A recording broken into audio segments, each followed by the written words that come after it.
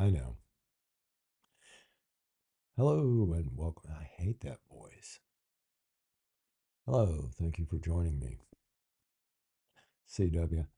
I'm going to do things a little different today. I've got a book summary because I know, I have mentioned this book more than once. Bill Bryson's One Summer, America, 1927. This is my second copy, and I'll explain later.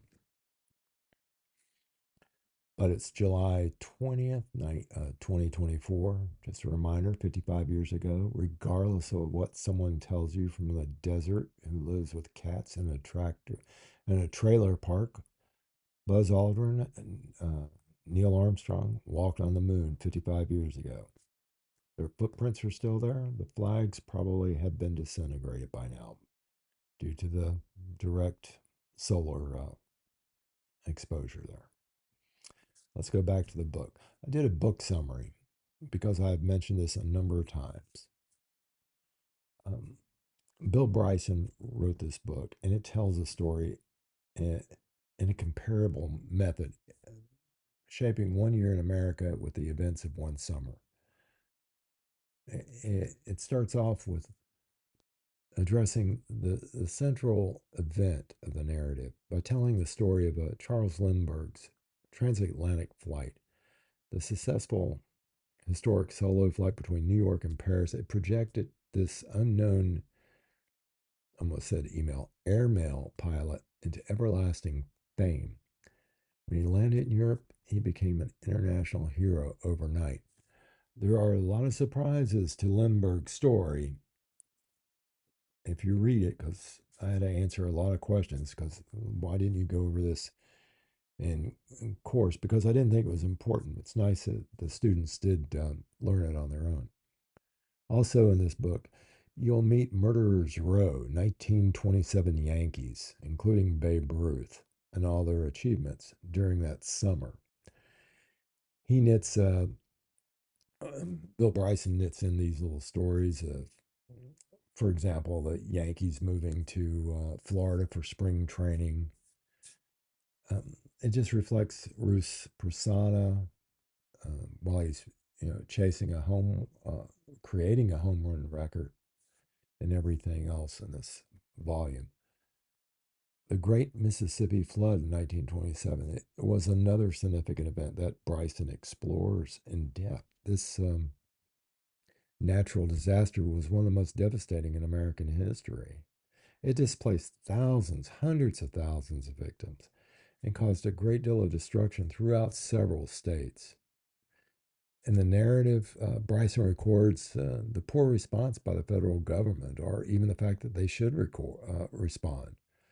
Uh, he also writes about the tensions, racial tensions within this area that are exaggerated even beyond, not exaggerated, but expounded because of the disaster in this area. The hydro flooding highlighted the vulnerabilities in infrastructure at the time. It prompted changes in the flood control areas and flood controls for this area. Another event, which was also encapsulated in this time, was the trial of Sacco and Vanzetti. On the minds of almost every citizen in America during this time, these two men were arrested, accused of murder, and being anarchists.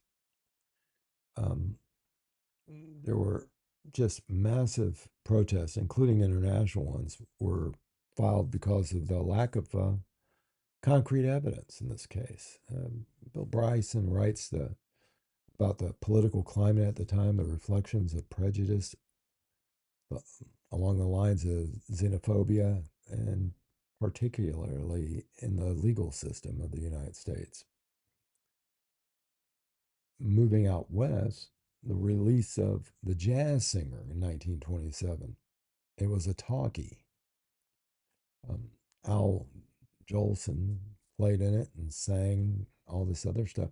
But it's the first time that people went to the movies and they heard dialogue between actors. Before that, there was music played live at the theater. Cards were used, subtitles, pretty much like YouTube. Whenever I make an error, but that's what it was. And he writes in there, describes the technical approaches, the reactions of the audience members, and pretty much the professionals of the film industry, how their changes came about. Some of these people couldn't speak very well or had funny voices, couldn't be used. Another highlight of that summer in question was the fighting match between Jack Dempsey and Gene Tierney. It drew massive crowds and a lot of media coverage using radio and such. With his writing skill, Bryson captures the excitement about this athletic event while weaving the personalities of each of the fighters. He documents the long count in the seventh round that apparently gave the fighters enough time to recover and go on to win the bout. The political landscape of 1927 is also well reflected in the narrative. He notes the hands off approach of Calvin Coolidge, the president at the time. He explores his policies and the impact of the country in general on this. Also, in the book, he reflects upon the roaring 20s, the great economic prosperity experienced by some, not all, but some, and the issues of the decade that would later lead the country to the Great Depression.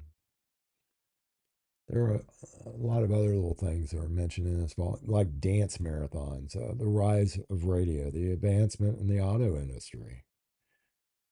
Basically, that alone changed the culture of America. We became movers. We became a mobile society.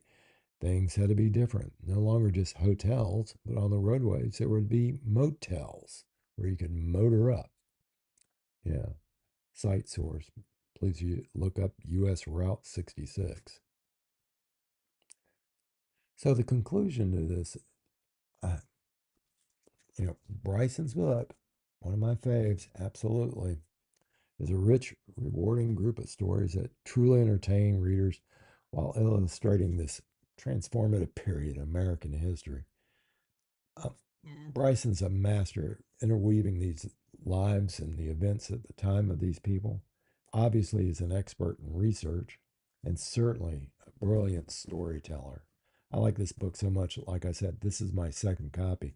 The first copy finally wore out after I dog eared it, marked, read it over several times, folded the pages, used it for classes. Because of this book, Bill Bryson is the only writer I ever reached out to.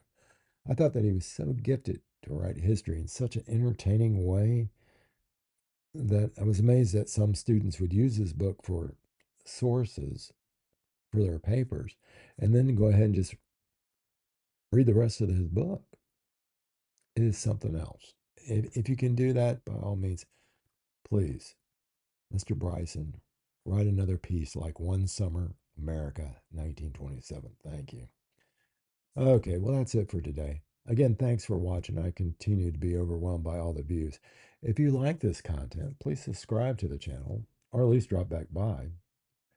I probably will have another book or travel or history or tell to talk about. That's what the channel is all about. Well, that's history and a history book, and it's all in the past. See you tomorrow when we talk about today. Thanks. Bye.